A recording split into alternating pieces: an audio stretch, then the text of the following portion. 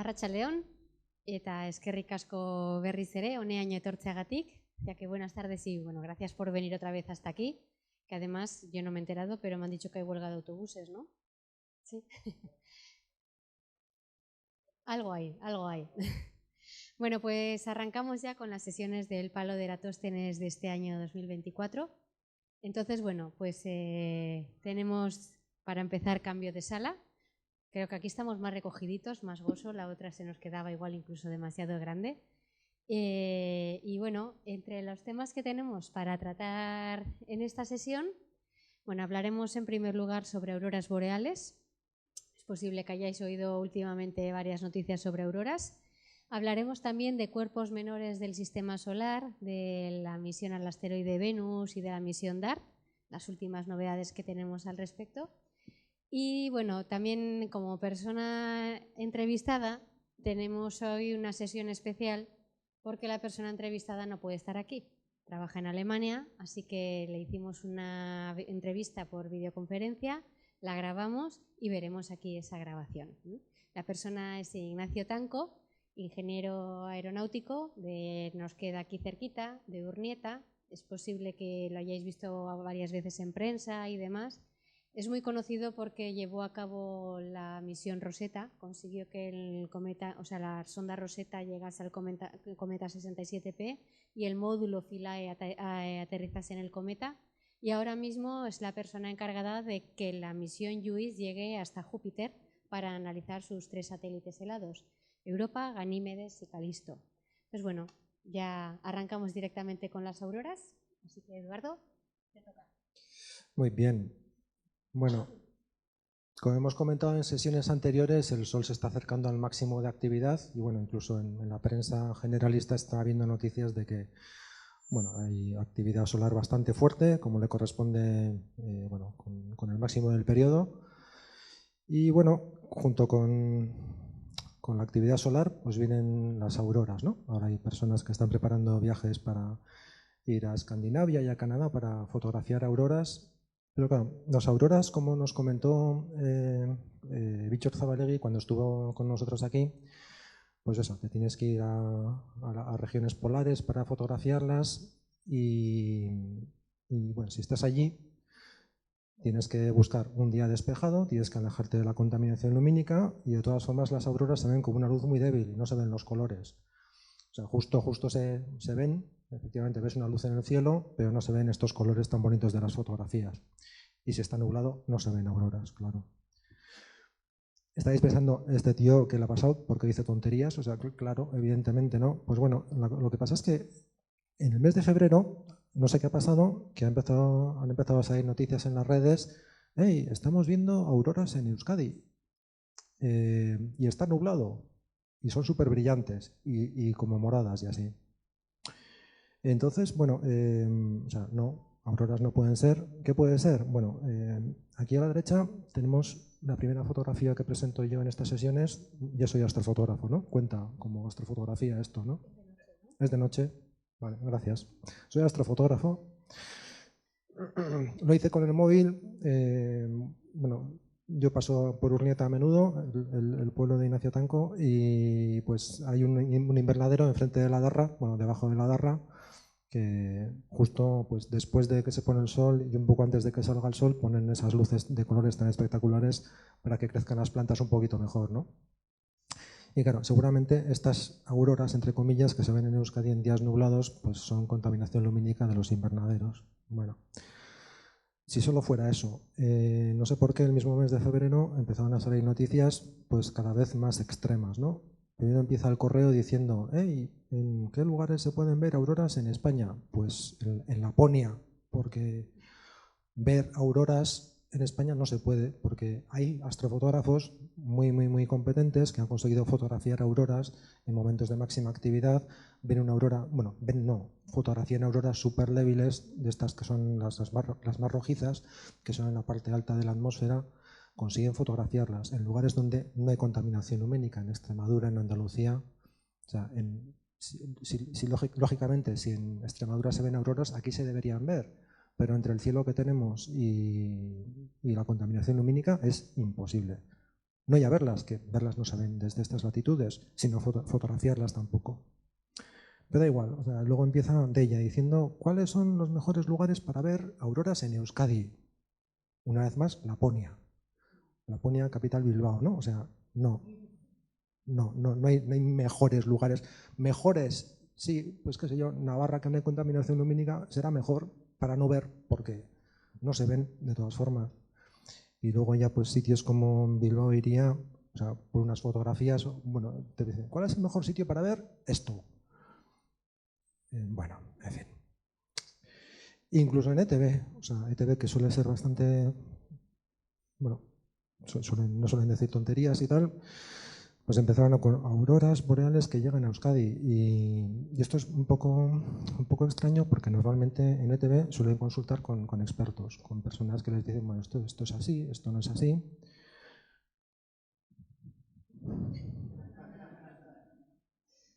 Virginia, ¿te has pasado al lado oscuro? ¿Qué pasa aquí? ¿Qué es sí, esto? algo así. Bueno, a ver, todo esto a qué viene. La historia se remonta al 1 de febrero de este año.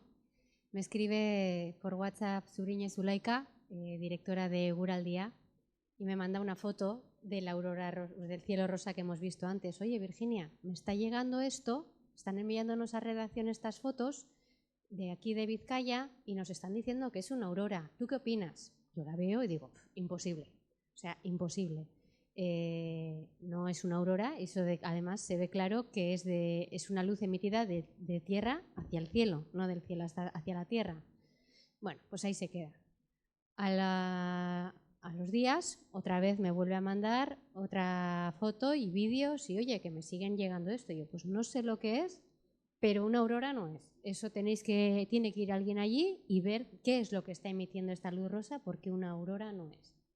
Y total que, bueno, ese mismo día me vuelve a escribir al rato, después de hablar con ella y decirle que evidentemente no son auroras, y me dice, oye, que me están llamando de Teleberri para preguntarme por el tema de las auroras, porque ha llegado esta noticia de Deia, que es la que ha enseñado Eduardo la captura, y que para ver si es verdad o no. Digo, no, o sea, no se va a ver nada. O sea, desde aquí, imposible, con la contaminación lumínica que hay, si llegase la actividad solar hasta aquí, no veríamos nada. Vale, les paso tu contacto y les puedes contar tú. Y bueno, no hay problema. Les pasa mi contacto y me llaman de Teleberri, una redactora. Oye, las auroras tal, le vuelvo a decir en lo mismo. No, desde Euskadi imposible ver auroras. O sea, que llegue una aurora hasta aquí es como que te toque la lotería. Es probable, pero más bien improbable, ¿vale? Y que la veamos desde Euskadi, imposible, porque tenemos unos niveles de contaminación lumínica que la verdad son de vergüenza. Vale, ¿te importa si te enviamos una cámara y nos cuentas esto para sacar en Teleberri? Bueno, estaba yo en Aranzadi, tenía una reunión, eran las 5 de la tarde, le digo, mira, a las 6 tengo una reunión, si llega antes de las 6 no tengo problema. Vale, a las 5:30 están allí. Viene un equipo, una cámara con una chica, me hacen las preguntas, les vuelvo a decir el mismo rollo, en Euskadi no vamos a ver auroras, si queremos ver auroras hay que viajar al norte. Y vale, ahí se queda la cosa. A la noche pongo Teleberri y me veo a mí animando a la gente a ver auroras. Digo, no me lo puedo creer. Me habían cortado cachos, me habían metido esos cachos, esos cortes entre los comentarios de la persona que estaba presentando Teleberri y estaba yo, Virginia García, del Departamento de Astronomía de Aranzadi, animando a la gente a ver auroras. Decía, o sea, si esto no es manipulación, ¿qué sé qué puede ser? Bueno, pues al día siguiente llego a Aranzadi y menudo pito te tenía montado. Las de comunicación, oye Virginia, ¿qué es eso de las auroras? Que están llamando a las radios. Y yo, que no, que me la han liado y tal, que no hay auroras, que yo les he dicho que no hay auroras. Pues estuve esa semana hablando en 5 radios distintas dando explicaciones de algo que yo no había dicho durante toda la semana. El sábado a la mañana estoy en mi casa, digo, bueno, voy a ver qué pone en internet. Entro en Google y busco auroras Euskadi. Y lo primero, otra vez el vídeo de TV. Decía, no me lo puedo creer. Tuve que llamar a Zuriñe Zulaika, que en ese momento no estaba trabajando. Hablé después con Junen Soleaga, que también tengo trato con ella, y fue Junen Soleaga la que fue a los de la web de ETV y les pidió que por favor quitasen el vídeo porque no, sí, ya estaba bien. Total, en resumen, que no vamos a tener auroras en Euskadi, que yo en ningún momento he dicho que se van a ver auroras en Euskadi, todo lo contrario, pero sí que es verdad que, bueno, Latz, nuestra compañera de comunicación de Aranzadi, estuvo un tiempo trabajando de reportera de calle para distintos medios y parece ser que entre reporteros tienen un dicho y es: no dejes que la realidad te estropee una noticia. Así que una vez que Olatz me dijo eso, ya entendí un poco. O sea, se habían empeñado en anunciar auroras, la noticia eran las auroras y, bueno, pues en este caso me utilizaron a mí para vender esas auroras que, repetimos, no se van a ver desde aquí. Nos encantaría, pero no. Una pena. Virginia, ya que estamos con este tema, ¿cuál es el mejor sitio en Euskadi para ver auroras? En tu opinión. Laponia. Laponia, Tromsø. Laponia. Sí. Bien, perfecto. Bueno, en Canadá, según Albaola, hubo una colonia vasca muy importante, así que cuenta, Terranova, ¿no? Terranova también. Sí, Terranova eso es. también Podemos Euskadi. ir a, claro, podemos ir a Canadá, Terranova también puede ser buen sitio, hay más probabilidad que aquí. Esto que los vascos nacemos donde, etcétera, ¿no? Sí. Exacto. Estupendo. Bueno, vamos a hablar un poquito del sistema solar, preparando ya la entrevista para Ignacio Tanco. Quería hablar de un par de noticias relacionadas con los asteroides del sistema solar, ¿no? Vamos a ver, como sabéis, la misión OSIRIS-REx pues, estuvo visitando el asteroide Bennu, lanzó una sonda con un cable, recogió material y se la trajo para la Tierra. Soltó una cápsula, cayó en el desierto y la gente recuperó la cápsula y bueno, han estado pues, poco a poco recuperando el material que hay en la cápsula.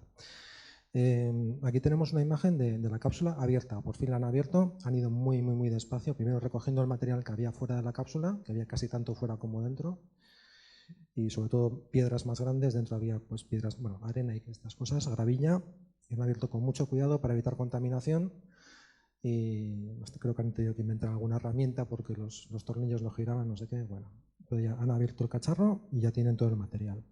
Ya saben que han recogido 121 gramos. Querían recoger 60 por lo menos, 121, el doble, perfecto, misión cumplida y tal, ¿no? Entonces, y ahora, bueno, ¿qué van a hacer con esto? Van a estudiarlo con mucho cuidado y van a guardar material para hacer un estudio hace falta poquita cantidad, ¿no? La mayor parte la van a preservar, para mantenerla, para preservarla para futuros científicos, por si dentro de unos años se inventa un método para analizar fragmentos de asteroide súper bueno, pues para que tengan material disponible, ¿no? Y van a también, parte del contenido, van a meterlo en contenedores estancos y distribuirlos entre científicos de todo el mundo, bueno, los científicos que han apoyado la misión, por supuesto. ¿Por qué? Bueno, en la parte derecha tengo una imagen sacada también por la misión OSIRIS-REx de una parte del asteroide Bennu. Veis que es un montón de lo que se llama un montón de escombros, ¿no? Rubble pile. O sea, este tipo de asteroides, por lo menos, no son como una especie de roca cohesionada, son como un montón de escombros todos juntos. Y bueno, hay muchos asteroides que son así, por lo que estamos viendo. ¿Por qué es interesante estudiar los asteroides? Porque son como residuos fósiles del sistema solar. Desde que se formaron antes todavía que los planetas y desde entonces pues mantienen su contenido intacto. Son como una cápsula que queda preservada de los orígenes del sistema solar. Por eso es tan interesante estudiarlos, ¿no? ¿Qué se está descubriendo? Bueno, los análisis todavía son un poco superficiales, bueno, son análisis previos. Están viendo que hay agua y que hay compuestos de carbono. Esto se sabía por espectrografía, no es una sorpresa, pero está bien comprobarlo in situ, ¿no? Porque también dentro de las teorías sobre la formación de la Tierra se piensa que el agua el agua que tenemos en la Tierra, en los océanos, los mares, vino de cometas, pero también de asteroides. Esto se va confirmando también poco a poco. Es interesante, en general, pues ver que lo que pueden medir los instrumentos fuera, en las sondas que están en órbita, hacen una serie de mediciones y luego traes el material a la Tierra, haces las mediciones de nuevo y calibras los instrumentos que tienes en el espacio. Esto se hace antes de enviar las misiones, ¿no? Pero comparar las mediciones que se hacen desde las misiones en órbita a las misiones que haces a las exploraciones que haces en el laboratorio y ver que coinciden, pues también es un paso dentro del proceso científico importante, ¿no? OSIRIS-REx ahora se llama OSIRIS-APEX porque va a ir a estudiar el asteroide Apophis, otro de los asteroides que andan por aquí cerca, en el año 2029, así que la misión sigue adelante. ¿Qué más cosas? Bueno, otra misión que ha ido a visitar asteroides recientemente, en los últimos años, es la misión DART. El objetivo de esta misión, más que investigar asteroides, era intentar desviar un asteroide. A ver si esto se puede hacer por si algún día viene bien, ¿no? Más que nada. No sé, que algún día nos llegue una sorpresa y no esté a mano Bruce Willis, o que no se pueda mandar ahí a un equipo de mineros del espacio a reventar el asteroide, ¿no? Pues tengas que mandar pues una sonda de la NASA, que es mucho más aburrido, ¿no? Y no puedes hacer una película, pero bueno, igual es más útil. Y entonces DART pues era una misión destinada a probar métodos para defender a la Tierra de los asteroides. Esto es una película totalmente, ¿no? Y bueno, fueron el sistema al que estaba destinado es un sistema binario. Hay un satélite pequeño, Dimorphos, que está en órbita alrededor de un asteroide que se llama Didymos. Dimorphos tiene una órbita de casi 12 horas y después del impacto la órbita se ha reducido media hora. Se ha reducido media hora y, o sea que han conseguido variar de forma significativa los elementos orbitales del asteroide. O sea que perfecto, la misión ha salido perfectamente. Se sabe cambiar elementos orbitales de un asteroide, que es exactamente lo que buscaba esta misión. Estamos a salvo, bueno, si es que tenemos ondas a mano para enviarlas y las descubrimos a tiempo, ¿no? Pero el método por lo menos ya está en marcha. Pero claro, tú le dejas una cosa de estas a un astrofísico y empieza a calcular cosas y a hacer hipótesis y tal, y bueno, los científicos se han hecho cargo de la misión también. ¿Y qué están descubriendo? Bueno, este es un artículo reciente también del mes pasado, y bueno, en las imágenes de arriba tenemos fotografías. Tenemos, bueno, en dos momentos posteriores al impacto, 170 y 180 segundos después del impacto, tenemos en el centro el asteroide principal y debajo tenemos el asteroide satélite, el cual se impactó, y vemos, sobre todo en la parte izquierda, cómo está emitiendo materia, ¿no? Cómo sale materia despedida después del impacto. Y en la parte derecha de la imagen de arriba tenemos aumentada las fotografías que tenemos aquí, ¿no? Y se ve en el círculo amarillo la posición y el tamaño del asteroide satélite, y hacia la izquierda principalmente pues la materia que salió despedida después del impacto. En la parte de abajo, las cuatro imágenes de abajo corresponden a también los dos periodos que están en las fotografías. Se han simulado los mismos periodos después del impacto, simulando con un asteroide, un satélite asteroide con materia no cohesionada, es decir, el modelo del montón de escombros, y a la derecha, las dos de la derecha corresponden a materia cohesionada, a una roca, ¿no? Una roca más o menos sólida. Entonces se ve que las imágenes se parecen bastante más, o sea, las fotografías se parecen más al modelo del satélite de montón de escombros. Eso también es muy interesante, ¿no? Y con esto se hacen cálculos de cuál es la cohesión de las piedras, y si en el futuro pues tienes que hacer una misión de estas, con qué energía tienes que entrar al asteroide, con qué ángulo, qué parte de la energía se va a perder, qué parte de la energía va a utilizarse pues para cambiar los elementos orbitales. Todo esto es muy, muy, muy interesante, aparte de que aprendes sobre los asteroides, ¿no? Se piensa que, bueno, a partir de estos estudios se está empezando a pensar que Didymos, el satélite, se haya formado a partir del asteroide principal, que haya perdido materia por alguna colisión o algún encuentro, y esa materia haya formado el montón de escombros que es el asteroide Didymos, el asteroide satélite. Así que bueno, se están descubriendo cosas muy, muy interesantes con estas misiones, ¿no?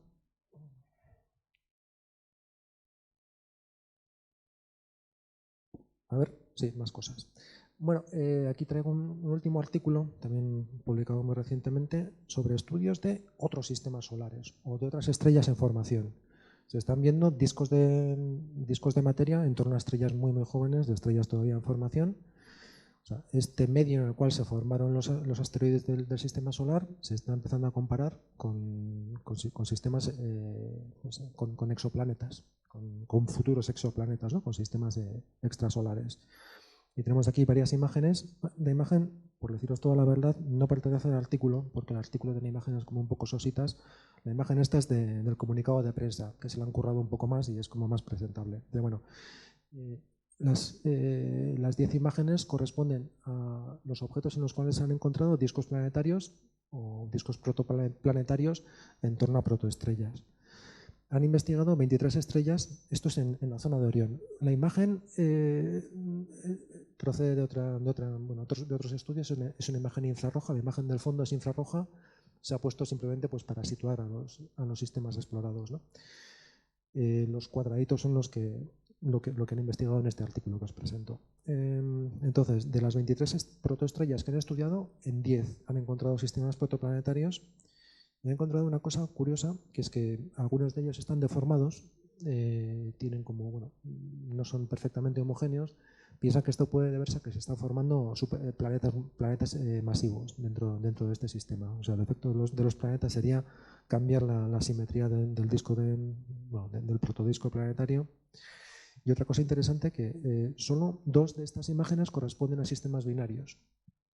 Y normalmente debería haber tantos sistemas binarios como sistemas individuales. Así que parece que los sistemas binarios o sistemas múltiples no forman discos protoplanetarios con tanta facilidad como los sistemas individuales. Esto es algo que no se sabía y también es muy, muy interesante.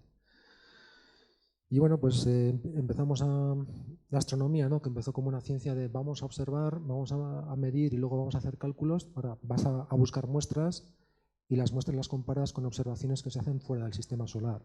Ya no estamos en un periodo de exploraciones, estamos entrando en una fase mucho más científica.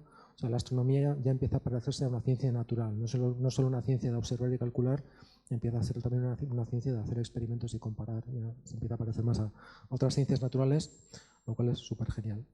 Simplemente por acabarle de dar datos, la nube de Orión está a 1600 años luz de distancia de la Tierra.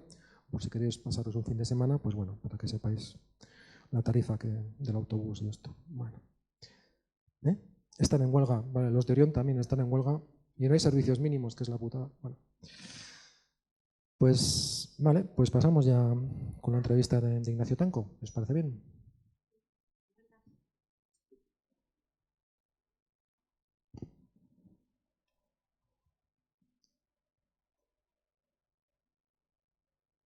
Bueno,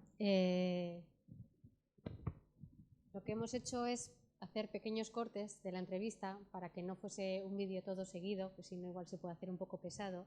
Entonces, bueno, los voy a plantear las preguntas tal y como se las hicimos a él, ¿vale?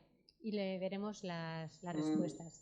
Entonces, bueno, le comentamos que él es originario de Urnieta, vecino de aquí al lado, estudió en Marianistas, y bueno, le preguntábamos a ver cuándo empezó a interesarse por el espacio, si desde niño le atraía la ingeniería aeroespacial. Y la respuesta, ahí va. Ahora va, ¿eh? Yo tengo un recuerdo, ahora mismo dudo un poco si realmente fue el primer momento, pero un punto que yo recuerdo especialmente es la misión Voyager, en particular la misión Voyager 2, cuando hizo los sobrevuelos de Urano y de Neptuno. Esto fue en la segunda mitad de los años 80. Recibió en su día bastante atención y es algo que a mí me capturó. Yo recuerdo en particular, bueno, el sobrevuelo de Neptuno creo que fue en torno al 89. Yo debía tener como 15 años entonces o así. Y recuerdo entonces el Diario Vasco publicaba, creo que era los viernes, un suplemento de tecnología que solía leer con bastante atención. Me gustaba todo el tema de tecnología y así. Pero recuerdo en particular los artículos sobre el Voyager que fue algo que despertó un interés que ya se quedó conmigo. Y desde entonces es algo que me atrajo muchísimo. Bueno, desde Marianistas en Urnieta, pues dio el salto al Parsons College en la Universidad de San Luis en Estados Unidos, en Illinois, Entonces, bueno, le preguntamos a ver qué tal fue la experiencia de estudiar allí en Estados Unidos. Bueno, Parks College era una universidad pequeñita, estaba en su día en Illinois, de hecho no está en San Luis, sino al otro lado del río, en el estado de Illinois. Era un sitio un poco particular, bastante rural, diríamos, pero era una escuela de aviación que tenía unas raíces bastante profundas. Es donde se construyó el Espíritu de San Luis, que es el primer avión que cruzó el Atlántico en su día con Charles Lindbergh y todo esto. Y bueno, fue una experiencia bonita. Una cosa que tiene el estudiar en Estados Unidos es que te expone a un tipo completamente distinto de educación, que está muy centrado en aplicación práctica, muy volcado sobre digamos, la relación también con la industria, ¿no? Entonces, en el mismo San Luis hay una gran planta de McDonnell Douglas, que era donde fabricaban los F-18, había mucha interacción con ellos y demás. Y desde el principio los estudiantes se nos animaba mucho a participar en tareas más allá de lo que fuese el atender simplemente a clases, sino pues a hacer estudios que pudiesen ser interesantes para industria y demás. Y, y esto, bueno, yo creo que contó mucho también en mi formación, el que ya me orientó, ya, aunque estudié en ingeniería aeronáutica, me orientó también en que yo lo que deseaba era realmente centrarme en espacio, más que en lo que es aviación. Y entonces cuando me gradué, hice un máster que justo estaba empezando en aquel entonces, que era en la Universidad de Michigan, en Ann Arbor, que estaba centrado en diseño y proyección de misiones científicas robóticas. O sea, no lo que es la parte del vuelo espacial humano, sino lo que era básicamente Voyager, una sonda robótica de exploración. Y bueno, resultó que antes de acabar el máster ya coincidió con un pico de estos cíclicos que suele haber en la industria, en lo que, ¿sabes? Es una industria muy reducida, la industria del espacio, y cuando hay proyectos grandes, enseguida se acaban con los ingenieros que hay disponibles en el mercado. Y entonces en aquel momento tuvimos la suerte de que cuando nosotros estábamos a punto de acabar el máster, nuestra clase, estaba despegando Iridium, que era un proyecto de Motorola para crear una constelación de comunicaciones en órbita baja. Y obviamente tenían un problema de personal muy grande, necesitaban más gente, así que llegaron a la clase y dijeron, todos los que queréis estáis contratados. El día que os graduéis, veniros. Así que tomamos la oportunidad varios de los que estábamos estudiando y fuimos a trabajar a Virginia y allí estaba el centro de control de Iridium y trabajamos durante 4 años. Estuvimos participando en los lanzamientos y fue también una experiencia muy bonita, de esas que en Europa sería más difícil de tener, ¿no? Pero en Estados Unidos suceden, que es si estás en el momento adecuado, en el lugar justo, pues se te presentan oportunidades como esas. Y realizamos pues, más de una docena de lanzamientos, pusimos en vuelo pues, en torno a 90 satélites, construimos la constelación y demás. Y fue lo que eventualmente me dio la oportunidad luego de volver a Europa. La experiencia que gané allí fue muy buena. Hablando de constelaciones de satélites, ¿qué te parecen las megaconstelaciones de hoy en día? Es un tema que está muy candente también. Sí, es el siguiente paso adelante, ¿no? O sea, hasta cierto punto es inevitable que una vez que según se van ganando capacidad de lanzamiento, que es lo que tenemos hoy en día, sobre todo con SpaceX, resulta más barato lanzar, el siguiente paso lógico era crear estas nuevas megaconstelaciones. Y bueno, Starlink es una de ellas, pero hay más y vienen más. Hasta cierto punto es una lástima por lo que se pierde, es decir, estamos llenando el espacio de objetos.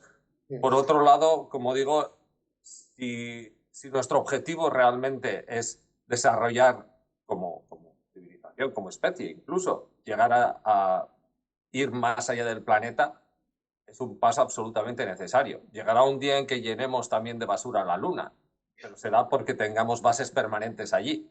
Y yo considero que el futuro de la humanidad es necesariamente trascender esta ligadura que tenemos ahora a nuestro planeta e ir más allá.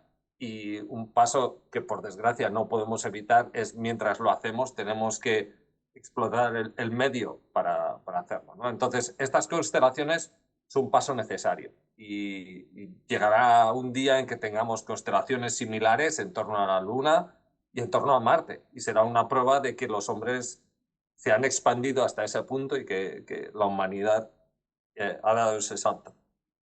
Así que yo diría bien y mal. Tiene aspectos positivos y aspectos negativos. Como, por ejemplo, qué sé yo, hacer un pueblo donde antes había un bosque, ¿no? Es similar. Sí. Bueno, la perspectiva de los astrónomos ha cambiado bastante, ¿no? Antes, pues, en las aplicaciones de móvil seguíamos los flash de Iridium, ¿no? Algo que te apetecía ver, porque, bueno, durante unos instantes tenías un brillo que podías ver cuando el cielo estaba todavía bastante brillante, era muy interesante, ¿no? Y ahora estamos hiper preocupados porque cada vez que haces astrofotografía tienes todas las trazas de los satélites de Elon Musk que te estropean las fotos. Nos estamos adaptando a esta nueva situación, ¿no? Sí, sí, sí. No, la astronomía desde el suelo sufre una gran desventaja con esto. Lo que habría que ver es si las ventajas que ganamos compensan. Y bueno, la astronomía poco a poco también se está moviendo hacia el espacio. Y cada vez hay más telescopios espaciales. Y según se desarrollan las capacidades de lanzamiento, se desarrollarán también las capacidades de hacer astronomía en el espacio. Así que, de nuevo, es como todo, ¿no? Hay muy pocas cosas que sean absolutamente positivas o negativas. Y esto tiene ambos aspectos. Así es. Bueno, comentabas antes, hablabas del campus de la universidad, ¿no? de Barnes College. Antes estaban precisamente en Illinois, ¿no? Al otro lado del río Mississippi, antes de trasladarse otra vez a Missouri. Lo que se puede ver en Internet da una impresión de los barracones de elegidos para la gloria, ¿no? De los pioneros de la aviación.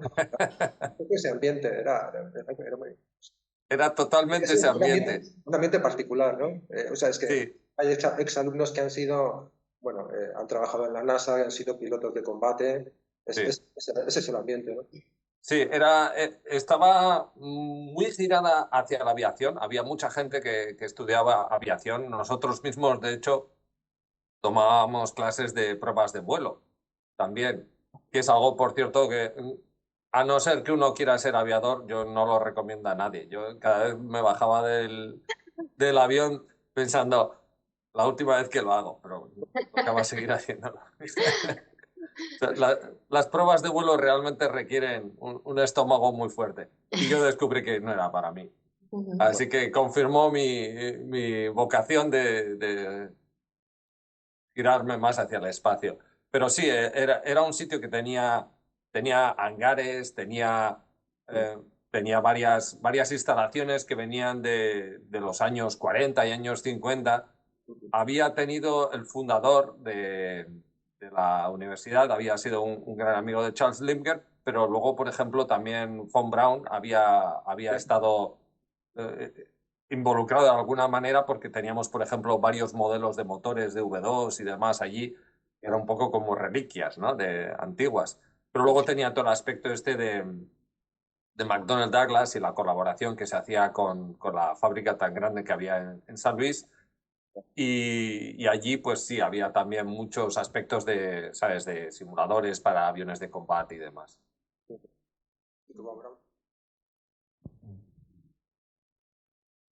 Bueno, como habéis visto, la parte de los satélites, esa es una de las cosas en las que astrónomos e ingenieros siempre chocamos. Eso de que la astronomía se vaya a trasladar al espacio no nos hace mucha gracia, pero los ingenieros, yo con los que me he encontrado, están muy por la labor. Entonces, bueno, solemos chocar en puntos como ese. Pero seguimos y la siguiente pregunta que le hicimos, bueno, pues teniendo en cuenta que a día de hoy trabaja en el Centro de Operaciones Espaciales de la Agencia Espacial Europea en Alemania, en Darmstadt, pues le preguntamos a ver cómo fue su trayectoria para llegar hasta allí. mi trayectoria, yo supongo que le pasa un poco a todo el mundo, ¿no? Es una combinación de, por un lado, lo que te interesa, lo que te gusta, y por otro, cosas que suceden que están totalmente fuera de tu control y uno podría decir suerte o simplemente coincidencia, ¿no? Iridium era una misión que era muy avanzada para su día. O sea, lográbamos tener, por ejemplo, lo que se llama crosslinks, ¿no? O conexión con satélites no solamente en el mismo plano, pero también fuera de plano. Y eran conexiones que tenían que tener en cuenta la posición relativa, el movimiento, los cruces en los polos y demás, y funcionaba muy bien técnicamente. Por desgracia, no tenía mucho sentido comercial en su día. La principal justificación, que era comunicaciones por todo el globo, eh, nunca llegó a tener la masa crítica necesaria para justificar la inversión. Entonces, entró en bancarrota y... Necesitabas bueno, unos terminales especiales que se conectaban directamente al satélite, ¿no? Era prácticamente un maletín, tenías que llevarte tu maletín. Es cierto que bueno, en cualquier lugar del mundo te podías conectar a la red, pero bueno, era un poco... La gran ventaja sobre otros terminales equivalentes, por ejemplo, los de Inmarsat. Inmarsat realmente es un maletín, o más bien un maletón que tienes que montar. Iridium era más bien un zapatófono. Vale. Era algo que era muy voluminoso, pero seguía siendo reconocible como un teléfono. O sea, si ves los terminales de Kyocera, que estos salieron a finales de los 90, principios del 2000, eran básicamente como un teléfono gordo, ¿sabes? Que sí, no te cabría en el bolsillo, pero lo podías llevar en la mano y luego sacabas la antena y hablabas directamente con el satélite. Tenía ventajas que enseguida el gobierno americano reconoció como estratégicas, ¿no? El hecho de que se podía usar en cualquier punto de la superficie terrestre, incluyendo los polos, de que no requería ninguna infraestructura terrena, es decir, tú puedes contactar punto a punto con cualquier otra persona que tenga un terminal Iridium, aunque estés en medio de una zona de guerra donde se ha volado todo. O puedes contactar si hay una estación en algún otro punto del planeta, en cualquier sitio donde puede bajar la señal, puedes acceder a la red de telefonía normal. Entonces se vio que daba un grado de flexibilidad y una capacidad de transmisión segura en cualquier condición, y el Estado americano intervino cuando entró en bancarrota y dio el contrato de operaciones a Boeing. Entonces pasó a ser propiedad del Estado americano y fue operada sobre todo para el Departamento de Estado, pero estaba claro que iba a ser para aplicaciones militares, sobre todo. Y entonces, llegado ese momento, nos hicieron entender a los que no éramos americanos o no teníamos un permiso de seguridad para trabajar en proyectos militares, que era el caso, nos hicieron entender que lo mejor era que nos fuésemos. Entonces me puse a buscar y encontré trabajo relativamente rápido trabajando en Europa. Era algo que hasta cierto punto me rondaba un poco por la cabeza ya desde un tiempo.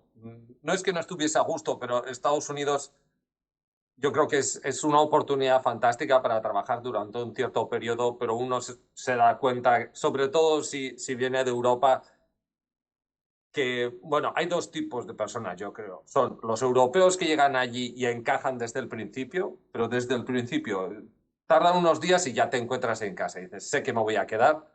Y luego estamos los que nunca acabas de encajar. Te sientes siempre un poco como un marciano, ¿sabes? Porque sabes que, o sea, entiendes la cultura y te comunicas y aprecias todos los aspectos positivos, pero hay algo que siempre te queda que dices, sé que no voy a acabar aquí, estoy de paso.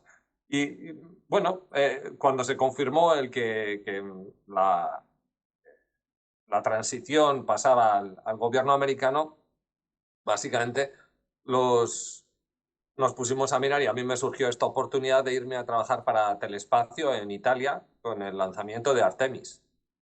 Y la tomé y aterricé, que fue al principio mitad del 2000, aterricé en Avezzano, que es el centro de control que tiene en el centro de Italia, la Telespacio, y bueno, lanzamos Artemis y fue de nuevo una misión muy interesante, tuvo sus desafíos,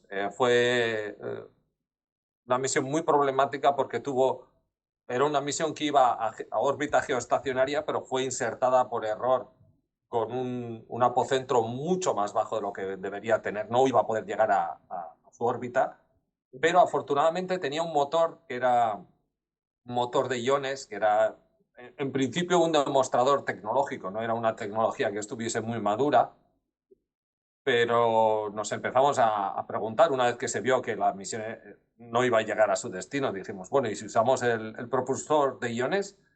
Y lo pusimos en marcha y a lo largo de meses logramos hacer subir la órbita y de hecho estuvo operacional durante mucho tiempo. Al final un gran éxito la misión. Bueno, total que participé en este lanzamiento y al año es cuando volvió a surgir otra oportunidad, ya estando en Telespacio.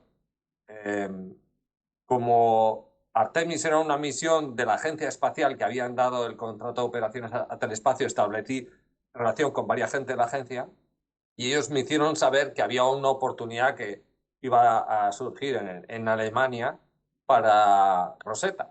Y Rosetta era una misión de exploración interplanetaria, de esas que siempre había querido trabajar. Así que no lo dudé y salté en la oportunidad y conseguí el puesto de trabajo y aterricé aquí en Darmstadt en septiembre del 2001.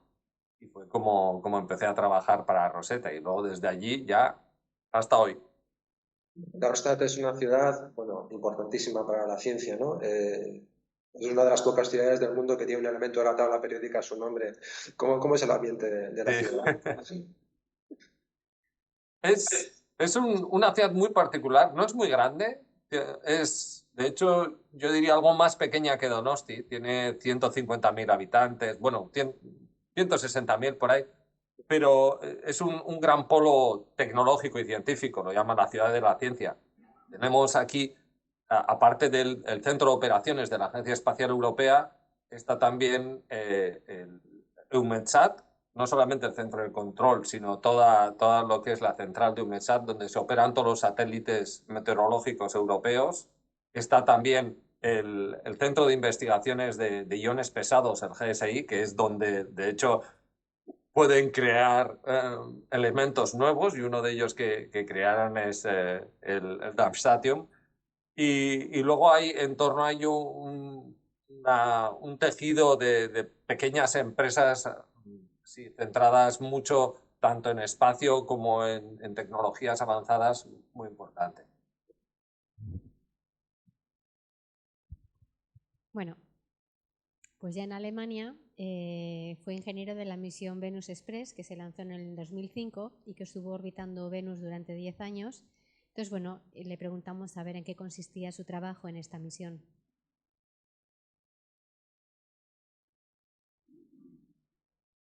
Fue una experiencia muy bonita. Fue una misión curiosa porque como surgió la misión, Rosetta fue creada para ir al cometa, se construyó y se lanzó en el 2004 y lo que nos encontramos es que tenía un recorrido muy largo, o sea, iba a llegar al cometa en el 2014, pero a la vez había mucho material que había quedado de construir Rosetta y había mucho conocimiento tanto por nuestra parte como por industria. El equipo estaba todavía formado y dijimos, bueno, ya que hemos hecho Rosetta, ¿y si hacemos otra misión? Cogiendo piezas que quedasen sueltas y tal. Sí, sí, o sea, con el mínimo coste posible, ¿a dónde podríamos ir? Y entonces vimos que usando muchas de las piezas, los recambios, digamos, que habían quedado de Rosetta, podíamos construir no uno, sino 2 satélites. Y entonces decidimos hacer más misiones de exploración, ¿no? ¿Dónde no hemos ido? Una de ellas fue propuesta para ir a Marte, y esta se convirtió en Mars Express, y la otra para ir a Venus, y se convirtió en Venus Express. Entonces, muchos de los miembros del equipo original de Rosetta se dividieron nada más lanzar Rosetta y una vez que lo pusimos en modo de crucero, es decir, en este tránsito largo hacia el cometa, y nos repartimos entre Mars Express y Venus Express. Mars Express fue un éxito total, porque la misión sigue todavía operando en torno a Marte y de hecho ahora mismo yo diría es un recurso estratégico en Marte. Muchas de las misiones que aterrizan ahora los rovers, por ejemplo, americanos como Perseverance o Ingenuity, todos los que han llegado a la superficie, hacen uso activo de Marte. De Mars Express. Mars Express ahora funciona como un relay. Es básicamente un punto de entrada que puede usar cualquier elemento que esté en la superficie de Marte. Cuando pasa Mars Express por encima, puede por radio mandarle los datos y Mars Express los manda a nuestra estación y luego nosotros se los mandamos a los americanos. Y los americanos aprecian muchísimo el hecho de que el delay, o sea, los datos llegan realmente rápido. O sea, que prácticamente no es tiempo real, pero es lo que más se acerca a tiempo real en Marte. Y luego, Venus Express fue similar en que tuvo un gran éxito, pero lo que estaba claro es por las características de la órbita y también el ambiente térmico y demás que nos encontramos en Venus, que la misión no iba a poder sobrevivir tanto como Mars Express. Entonces la estuvimos operando, generó mucha ciencia de gran valor durante unos años, pero vimos enseguida que seguía acumulando fallos y demás y la misión no iba a sobrevivir demasiado. Entonces hicimos una serie de experimentos con la atmósfera superior de Venus, en la cual bajábamos el satélite, veíamos cómo aumentaba la fricción y la temperatura según iba bajando en las capas superiores de la atmósfera.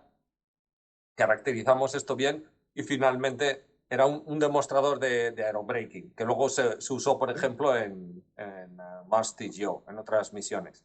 Hicimos aerobraking con Venus Express y ya acabó en la atmósfera, lo quemamos poco después. Y bueno, la misión terminó allí, pero había más misiones que futuras, así que de allí salté a Solar Orbiter.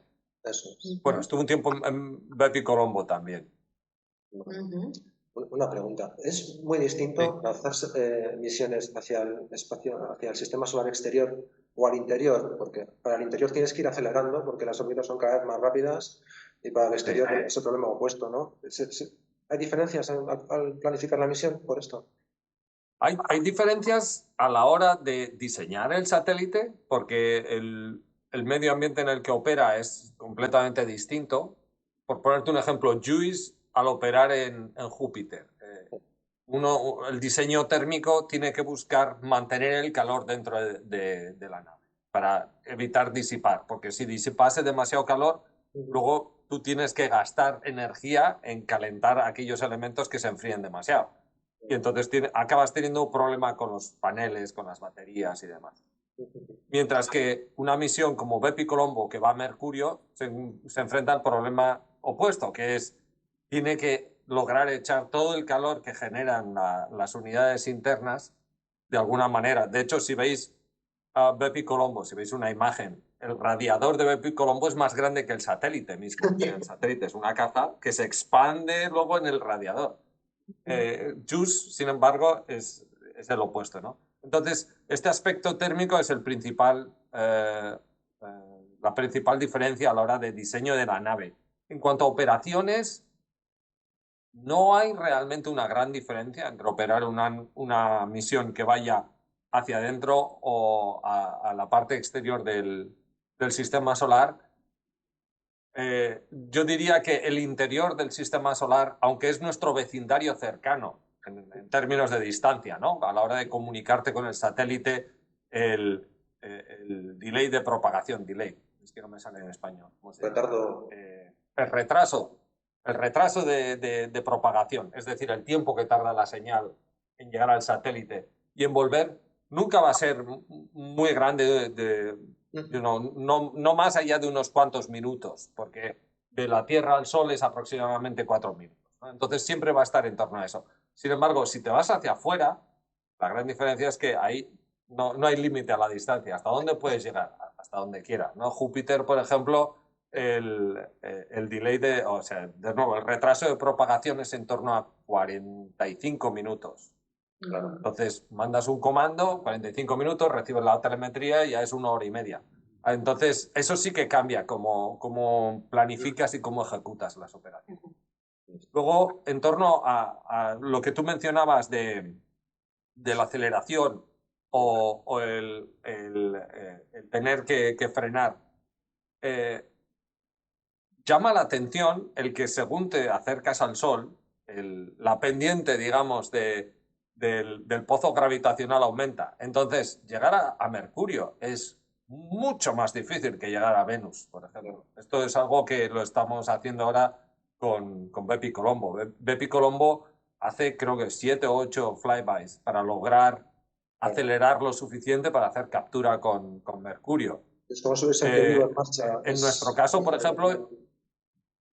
Sí, es como subirse a un tío vivo en marcha. Como subirse a un tío vivo en marcha, ¿no? Tienes que correr para saltar a la plataforma. Sí, pero según te vas acercando hacia el Sol, no es que tengas que acelerar un poco más, es que tienes que acelerar mucho más. Y la pendiente de aumento de esta velocidad, según te vas acercando, va subiendo y subiendo y subiendo. Lo es realmente difícil. Claro. Por poner un ejemplo, para llegar nosotros a Júpiter, nos basta, pero hacemos 4 flybys nada más. Hacemos 3 en la Tierra y 1 en Venus. Esto también llama mucho la atención. Al principio la gente decía, ¿cómo es que vais a Júpiter, que está para afuera, pero pasáis por Venus? De hecho, el diseño de la misión es muy curioso porque nosotros hacemos el primer flyby, el primer sobrevuelo de la Tierra en agosto de este año, y lo hacemos no para hacer que la misión vaya hacia afuera. Es decir, no intentamos subir el apocentro en dirección a Júpiter, sino que lo que hacemos es acelerar el satélite para que logre pasar por Venus en agosto del 25 y luego desde ahí ya empezar a subir. Y bueno, la dinámica orbital es una cosa fascinante una vez que te pones a ver cómo se hacen los sobrevuelos, el principio mismo de cambio de energía cinética con un sobrevuelo. Es algo que es una maravilla. Una vez que uno empieza a mirarlo, se da cuenta. Es una herramienta increíble que nos permite explorar el sistema solar, induce retraso. Claro, eso hace que para nosotros llegar a Júpiter tardemos 7 años o que para llegar al cometa Churyumov nos metiésemos 10 años de crucero. Pero por otro lado, no requieres un cohete que ahora mismo no existe, ¿sabes? No podríamos hacer una transferencia directa de 6 toneladas de peso, que es lo que pesaba JUICE en el lanzamiento, de la Tierra a Júpiter. Simplemente no existe un lanzador que nos pueda poner. Sí, la dinámica orbital yo creo que es de las cosas menos intuitivas que hay, ¿no? Porque en principio, si estás en el espacio, si tú frenas tu velocidad orbital, te alejas del centro de gravedad. Es completamente antiintuitivo, ¿no? Y bueno, ya para las misiones para los sobrevuelos, de transferir velocidad, es que es un problema de 3 cuerpos que es prácticamente imposible de calcular, ¿no? Y lo hacéis rutinariamente vosotros. Es una ciencia tremenda. Es una de esas cosas, yo creo que lo que dices tú que es contraintuitivo, es profundamente contraintuitivo porque nuestra intuición está basada en nuestra experiencia también. Nuestra experiencia, estamos pegados a la superficie del planeta y rotamos con él. Entonces no tenemos realmente el concepto de la órbita. En el momento en que sales fuera y empiezas a hacer vuelo espacial, el ambiente cambia totalmente y no tiene nada que ver con nuestra experiencia diaria. Lo que tú describes es, de hecho, un caso famoso. Creo que eran en los primeros vuelos Gemini, del programa Gemini, los astronautas americanos, cuando estaban ensayando hacer rendezvous entre 2 misiones, ¿no? O sea, hacer el que 2 misiones se acoplasen. Tenían grandes problemas porque, claro, todo lo que ellos consideraban lógico o ¿sabes? Intuitivo de maniobrar una nave, se dieron cuenta muy rápidamente de que no tenía en absoluto el efecto deseado cuando estaban en órbita. Pero sí, es una cosa que yo diría en ESOC. Con Rosetta desarrollamos la capacidad de hacer navegación por el sistema solar y desde entonces bueno, Rosetta cimentó la reputación de SOC como un centro puntero en navegación en el sistema solar, y ahora con JUICE, si tú miras la misión JUICE, el recorrido hasta Júpiter es una maravilla lo que se hace. En particular, el tour de Júpiter, vamos a hacer, bueno, depende de la versión del tour, pero estamos ahora mismo entre 35 y 36 sobrevuelos de las lunas jovianas, Europa, Calisto y Ganímede. Y al final entramos en órbita, hacemos una doble inserción orbital, hacemos primero en torno a Júpiter y finalmente en torno a Ganímede también. Tenemos una órbita de 200 kilómetros de altura sobre Ganímede. Va a ser una misión con grandísimos desafíos, pero yo creo que va a ser realmente una de las misiones más interesantes sin duda, de las que se han hecho en ESOC. Yo lo pondría a la par de lo que fue Rosetta. Bueno, pues hemos nombrado varias veces ya la misión Rosetta y tocaba preguntarle ahora sobre ella. La misión Rosetta estuvo orbitando el cometa Churyumov-Gerasimenko entre los años 2014 y 2016 y bueno, fue todo un reto y él fue subdirector de operaciones. Entonces, bueno, le preguntamos cómo fue ese desafío para él.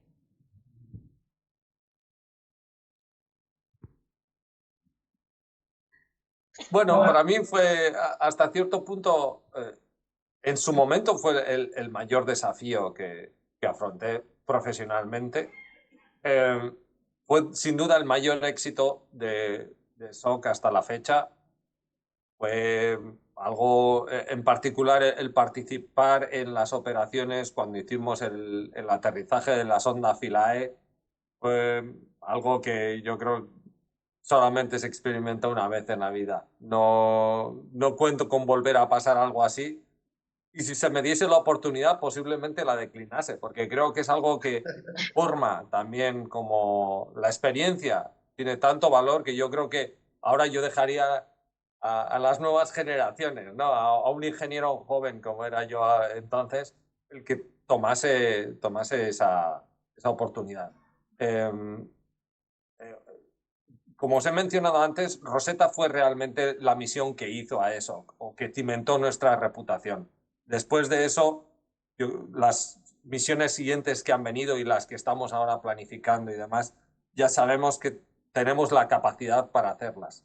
Y no cabe ninguna duda. No hay muchos centros en el mundo que puedan realmente tomar una misión de esas características y que puedan decir con certeza, podemos aterrizar en un cometa, podemos capturar un asteroide, podemos hacer un tour de 30 sobrevuelos en las lunas de Júpiter. Nosotros ahora, yo afirmo con seguridad que sí, somos capaces de hacerlo. Nunca se vuelve rutina, porque siempre tienes que hacer frente a lo desconocido, tienes que tener una humildad, ¿no? Cuando te enfrentas a cosas así, pero la capacidad sabemos que está ahí. Así que para mí fue una grandísima experiencia. Bueno, la misión Rosetta, realmente, ¿se puede decir que estabais en órbita en torno al cometa? Porque es que prácticamente todo el rato estabais corrigiendo los arcos de órbita, ¿no? Era casi como todo el rato estabais creando una órbita nueva. No sé si me expreso correctamente. ¿Cómo lo diríais vosotros? Las órbitas eran secciones hiperbólicas, en su mayoría. Sí, hacíamos una sección hiperbólica que si lo hubiésemos dejado, el satélite se hubiese escapado. Y luego hacíamos una corrección para ponerlo sobre otra órbita hiperbólica y íbamos uniendo secciones. Esto lo hicimos porque era mucho más fácil planificar a nivel de observaciones y de actividades del satélite, conociendo la órbita con mayor precisión, y los arcos hiperbólicos, por las características mismas del cometa, eran mucho más estables. Si lo hubiésemos puesto en una órbita cerrada, hubiésemos tenido en muy poco tiempo grandes incertidumbres de cuál hubiese sido la órbita futura. De esta manera, como la estábamos corrigiendo continuamente, lográbamos asegurar a nuestros colegas del Centro de Operaciones de Ciencia cuál iba a ser la trayectoria que iba a ser seguida. Y esto es lo que facilitó el que ellos pudiesen hacer luego las observaciones de ciencia con tanta precisión. Bueno, te da más precisión, pero te obliga a estar todo el rato pendiente, ¿no? Y a intervenir en la órbita, que siempre es un momento delicado. Sí, sí, sí. Esto es algo inevitable y requería un esfuerzo continuo bastante elevado, tanto del equipo de dinámica de vuelo, porque ahí tienes que hacer la determinación de órbita de una manera continua. Y luego, una vez que has determinado la órbita, no te quedas parado, porque enseguida tienes que hacer las maniobras para la nueva modificación, tienes que cargar, ejecutarlas y luego de nuevo realizar otra determinación de órbita. Y era un proceso que al principio era considerable en el sentido de que involucraba a muchas personas mucho tiempo, pero nos dimos enseguida cuenta que había que cortar, había que automatizar los procesos al máximo para que pudiesen funcionar sin tener a todo el mundo 24 horas encima, ¿no? Y esto se logró. Logramos también aplanar mucho los procesos, hacer las cosas mucho más eficientes y demás. Y hacia el final de misión, el equipo seguía teniendo una carga considerable, pero aún así era algo que era sostenible y logramos llegar a operar con una cierta, de nuevo, no hablaría de rutina, pero sí con un nivel de predictabilidad que hacía posible que la gente pudiese organizarse y no tuvimos un nivel de estrés que digas, ¿sabes? La gente acabó quemada y algo así. De acuerdo. Y bueno, todo esto supongo que derivado de tener que trabajar en torno a un cuerpo que apenas tiene gravedad, ¿no? Que tiene una gravedad, un campo gravitatorio muy, muy débil, ¿no? Comparado con un satélite o con un planeta. Habrá sido seguramente la misión orbital más compleja que se ha hecho nunca, ¿no? De cualquier agencia. Sin duda, sin duda. Nosotros, por ejemplo, teníamos yo al menos, yo tenía serias dudas cuando estábamos haciendo el acercamiento y vimos las primeras imágenes del núcleo. Recuerdo pensar, no vamos a poder orbitar esto, ni de coña.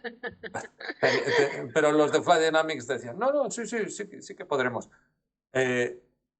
Las órbitas que eran estables y de hecho sí lográbamos orbitar, porque aunque la gravedad era baja y el campo era bastante no uniforme, manteniéndote un poco alejado y haciendo los arcos hiperbólicos no tuvimos problema. Fue para mí, yo creo que el gran paso adelante y lo que realmente yo todavía a día de hoy me maravilla fue el hecho de que la navegación en torno al cometa era navegación óptica. Mientras que cuando una misión normal está navegando, por ejemplo, ahora JUICE, ¿no? que está en el sistema solar y se está acercando a la Tierra para hacer este sobrevuelo en agosto, cuando hacemos determinación de órbita lo hacemos siempre radiométrico, es decir, apuntando una antena, viendo cuál es el Doppler, o sea, la velocidad relativa radial de la sonda, y viendo también el desarrollo de la señal de un día a otro, y bueno, todo en base a señales de radio.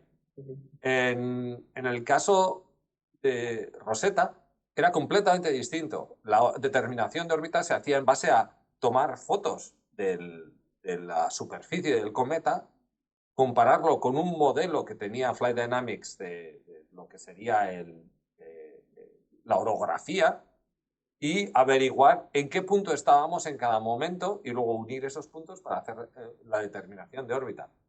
El hecho de que funcionase también era, o sea, yo estaba convencido de nuevo de que no iba a funcionar, pero cuando funcionó realmente es algo que todavía a día de hoy digo, qué maravilla.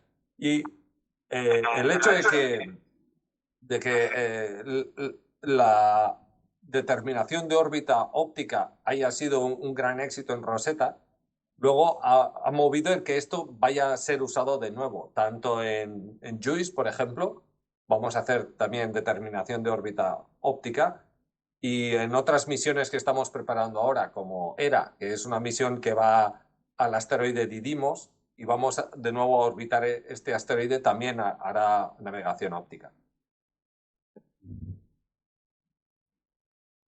Bueno, pues de la misión Rosetta dio el salto a la misión Solar Orbiter, que comenzó su misión principal en el año 2021 y ahí pasó a ser ya director de operaciones.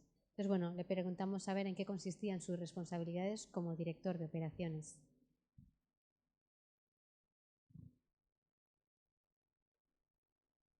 Bueno, el director de operaciones yo lo compararía a lo mejor un poco al director de orquesta, ¿no? Él no toca ningún instrumento, es decir, ya dejas de operar con el satélite directamente, pero se encarga de que la gente que sí que los opera, todo el mundo esté más o menos dando el tono correcto. Entonces, el director de operaciones es el líder del equipo de ingenieros que operan el satélite. Entonces, la principal responsabilidad es asegurarse que las operaciones que se ejecutan en el satélite son seguras, es decir, que no pones el satélite en riesgo y que cumplen el objetivo de la misión. Es decir, que vas a obtener algo que es lo que le interesa a la gente. Entonces, es un trabajo muy bonito, tiene mucho que ver también con un aspecto humano que tal vez como ingeniero de operaciones, sin más, estás muy enfocado en operar la misión, la máquina, ¿no? Y conoces muy bien tu subsistema, conoces muy bien cómo responde, te conoces los telecomandos, la telemetría, tienes un conocimiento profundo, pero está muy enfocado también hacia el satélite en sí, mientras que el jefe de operaciones se hace cargo del equipo. Tienes que conocer a la gente, cuáles son sus puntos débiles, los puntos fuertes, cómo gestionar las relaciones humanas también, porque es un ambiente de muy alta presión.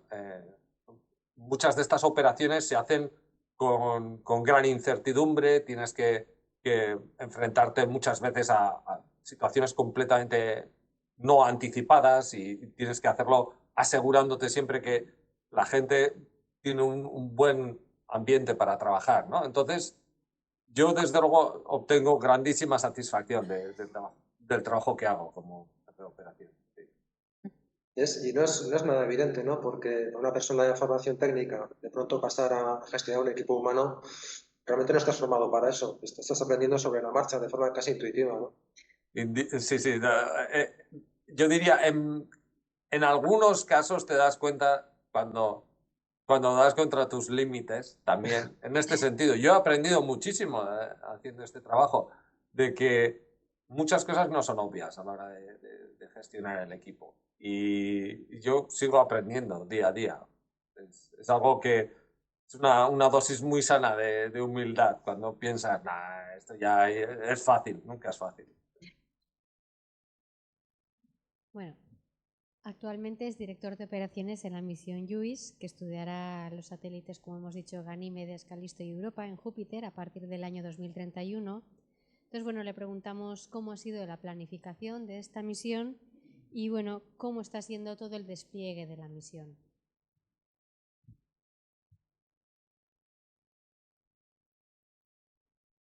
Bueno, la planificación en sí fue, no diría fácil, pero tuvimos una gran ventaja y es toda la experiencia acumulada, ¿no? Entonces es una misión que hemos construido mucho sobre los cimientos que hemos ido poniendo a lo largo de todos los años que llevo trabajando aquí. Nos aprovechamos de todo el desarrollo que se ha hecho, por ejemplo, para Bepi Colombo, para Solar Orbiter, para todas las misiones que han venido detrás, incluyendo Rosetta también.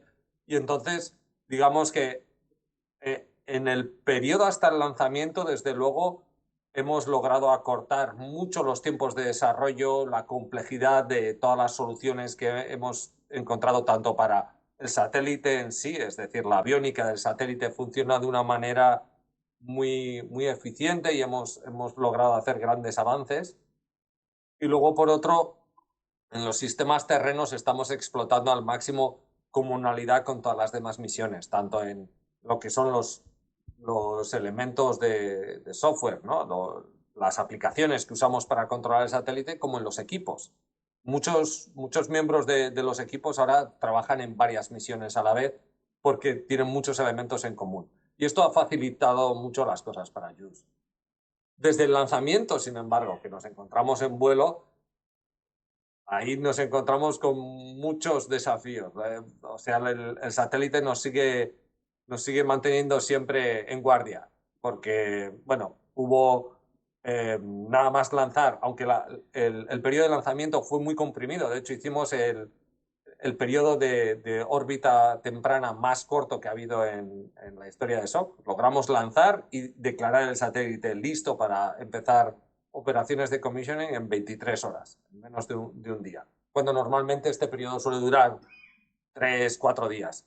Y bueno, empezamos con las operaciones de comisión, de poner el satélite a punto para la fase de crucero, y enseguida lo que vimos es que una de las antenas de hecho, posiblemente uno de los experimentos más importantes de la misión, que es RIME. Es un radar que logra, a través de la señal de radar, atravesar la superficie helada, y la señal rebota solamente cuando encuentra una capa de agua líquida salada.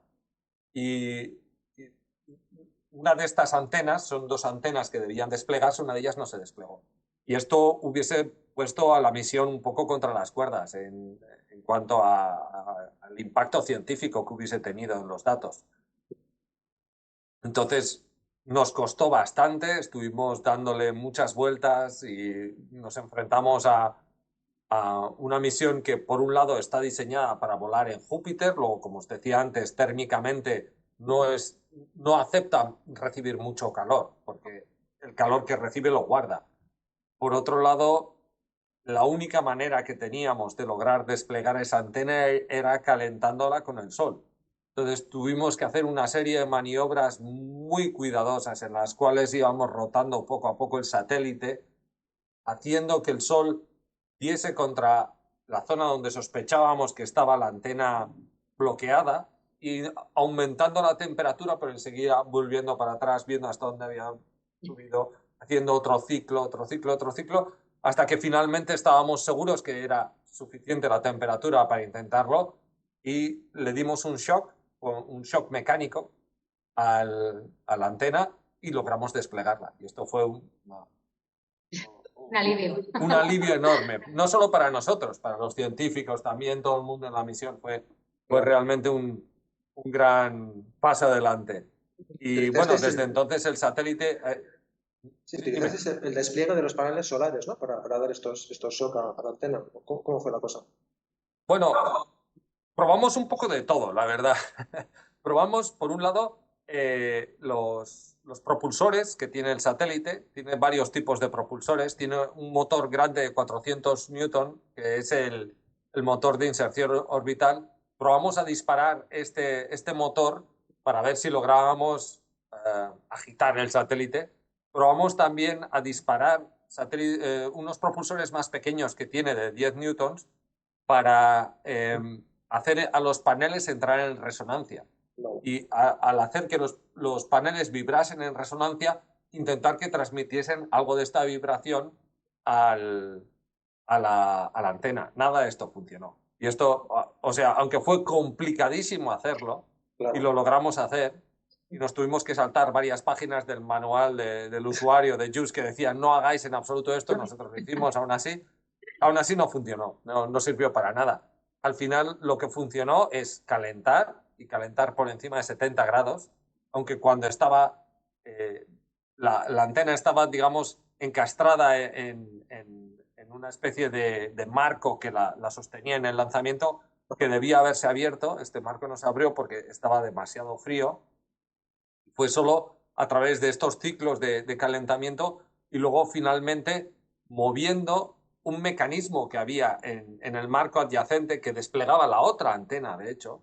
Fue esto lo que dio el shock mecánico que desplegó la que estaba bloqueada.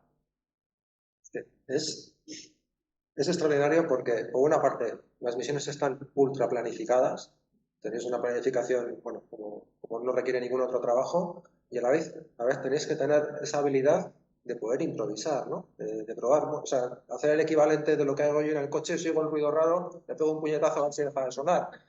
Pero claro, hacer eso con un satélite que está en órbita. Esto es una capacidad de trabajo que yo encuentro admirable, ¿no? Tanto en la planificación como en la capacidad de improvisar y tenerlas equilibradas. Tenerlas equilibradas y sobre todo tener, yo creo que lo que tú apuntas, estoy totalmente de acuerdo, es un punto fundamental en la disciplina de operaciones, es tener esa capacidad esa flexibilidad, ¿no? Porque siempre estás haciendo frente a lo inesperado, pero de una manera además que... o sea, pasamos mucho tiempo antes del lanzamiento en las campañas de simulación haciendo el famoso ¿sabes? Este dicto de todo lo que puede fallar, fallará, ¿no? Y entonces los oficiales de simulación realmente se inventan escenarios en los cuales todo el mundo dice, ¡hala, te has pasado, esto no va a pasar nunca! Pero bueno, tienes que hacer frente a él, ¿no? Y vale, lo recuperas y tal. Y los oficiales de simulación siempre dicen, la realidad es mucho más extraña que lo que nos inventamos nosotros. Y es cierto, da igual lo que hayas simulado durante la campaña de simulación, luego vuelas y siempre te encuentras con algo que jamás se te habría ocurrido. Y entonces tienes que tener las herramientas a tu disposición para decir, bueno, ¿qué podemos hacer? Y de aquello que podemos hacer, ¿qué es seguro que hagamos? Porque esa es otra. Tienes que tener en cuenta siempre el riesgo que induces con las operaciones. Cuando das el puñetazo en el coche tienes que ver que no te salte, qué sé yo, el barómetro del coche, ¿no? Que no fundas un fusible. Pues en el satélite es igual. Tienes que tener muchísimo cuidado de decir, una cosa es lo que puedes hacer y otra cosa es dentro de esa categoría que es aquello que te va a ayudar a encontrar una solución sin crear un problema aún mayor. Entonces, este espacio lo tienes que explorar con mucho cuidado. Es que cada intervención en un satélite es un riesgo, ¿no? Algunos satélites se han perdido porque han entrado en giros incontrolados y ya no apuntan las antenas hacia la Tierra y no se pueden recuperar.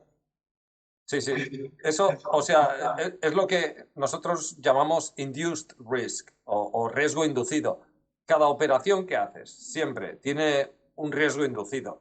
Puedes minimizar ese riesgo y lo puedes gestionar de varias maneras, validando las operaciones antes, corriéndolas en un simulador, pasándolas por los modelos de ingeniería que tenemos y tal. Y siempre tratas de gestionar ese riesgo, pero nunca lo eliminas. Siempre te queda un mínimo de que va a haber algo o bien inesperado o bien inexplicable que sucede a veces porque sí. Y bueno, en el fondo es nuestro día a día. O sea, cada día que miramos al satélite encuentras cosas normalmente pequeñas, pero bueno, son satélites de una complejidad enorme, ¿no? Entonces vas siempre mirando estas cosas y una gran parte de nuestro trabajo, parte de la planificación, es gestionar todos estos pequeños problemas que se van acumulando y que vamos descubriendo y hacerlo de manera que nunca pierdas la visión global de dónde estás y a dónde quieres ir. Bueno, y para terminar con las preguntas, bueno, pues tiene distintos trabajos publicados y su temática principal es, bueno, son los datos del sistema solar y el envío de estos datos a la Tierra. Entonces, bueno, le preguntamos qué es lo que él destacaría de lo publicado o de lo aprendido hasta ahora. De mis trabajos publicados, yo diría, siguen a lo mejor un poco el interés que hay, ¿no? Y obviamente el mayor interés de una misión científica es obtener los datos y recibirlos. Es por eso que volamos a Júpiter, no por el hecho de volar en sí, sino por lo que podamos aprender de hacerlo. Y sí, está claro, las publicaciones que he hecho todas van en esa dirección porque es realmente lo que justifica nuestro trabajo. Hasta cierto punto, si no obtuviésemos la ciencia que esperamos obtener, no habría una razón para ir a Júpiter. Ahora bien, tu pregunta yo creo va en otro sentido, que es ¿qué es de aquello que he aprendido lo que más valoro, ¿no? Y a lo mejor es un poco lo que decía Eduardo antes. Yo creo que lo fundamental es que en el tipo de misiones que hacemos, misiones interplanetarias, son misiones de exploración.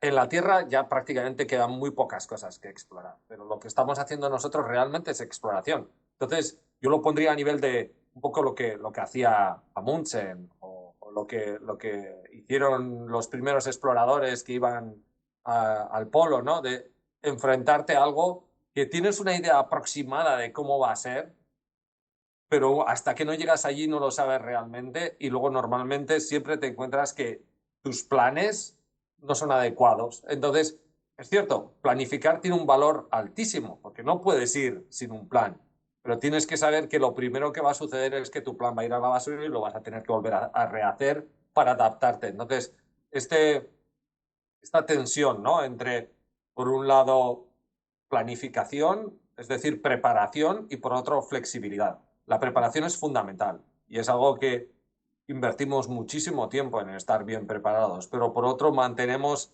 esta flexibilidad y esta capacidad de cambiar aquello que habías planificado para adaptarte lo mejor posible a una situación que, por un lado, muchas veces es desconocida hasta que llegas allí, y por otro, una vez que llegas, aunque sea conocida, sigue evolucionando y te sigue presentando con desafíos.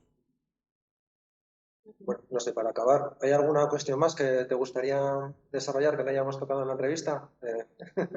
Bueno, me parece que ha sido muy bonita la entrevista.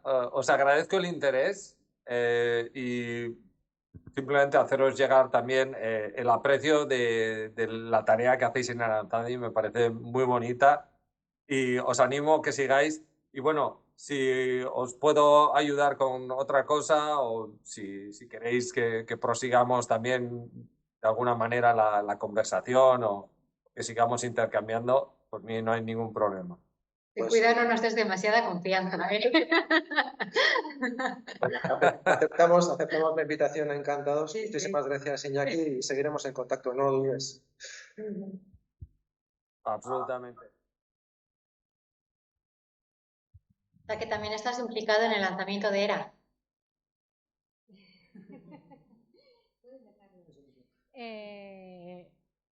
Pero esta es la parte peligrosa.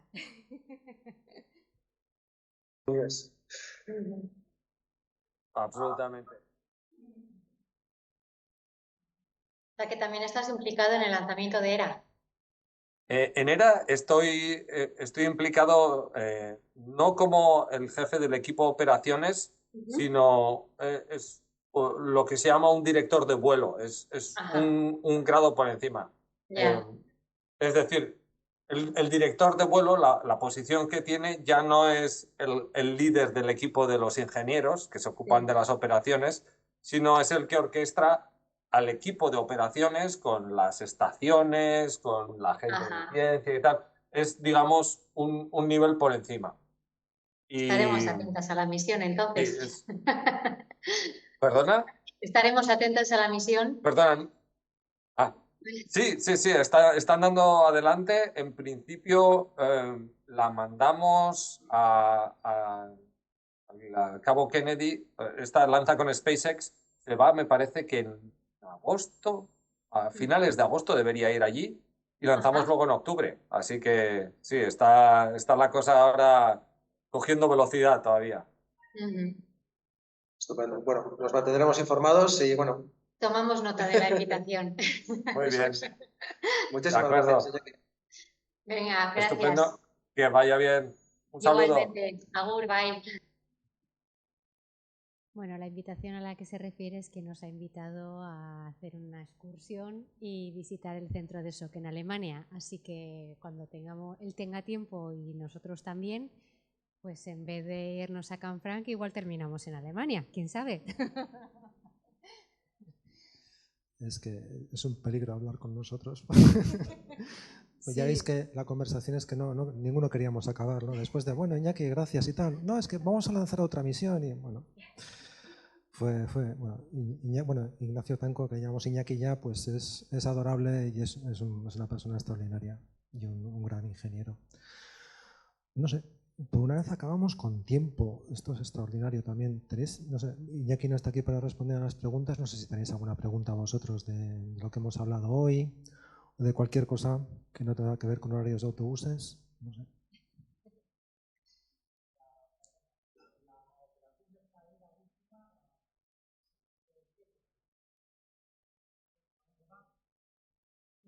misionera todavía no la tengo muy controlada, pero, pero nos informaremos.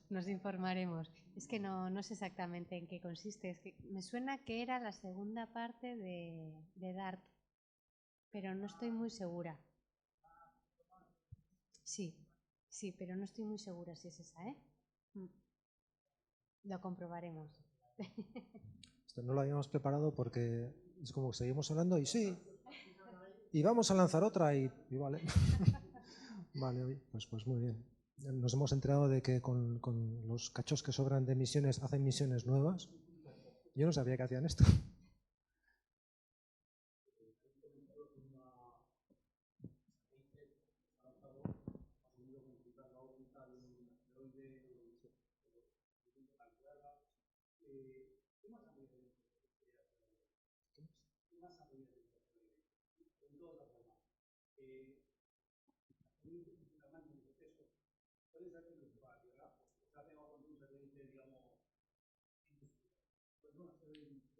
Sí, bueno, es lo que decía Iñaki, ¿no? Cuando haces una maniobra en el espacio hay que tener muchísimo cuidado.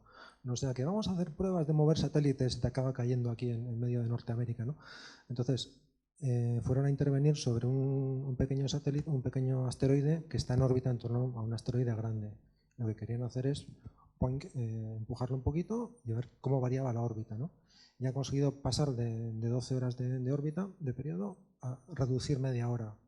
Está bien, es significativo, ¿no?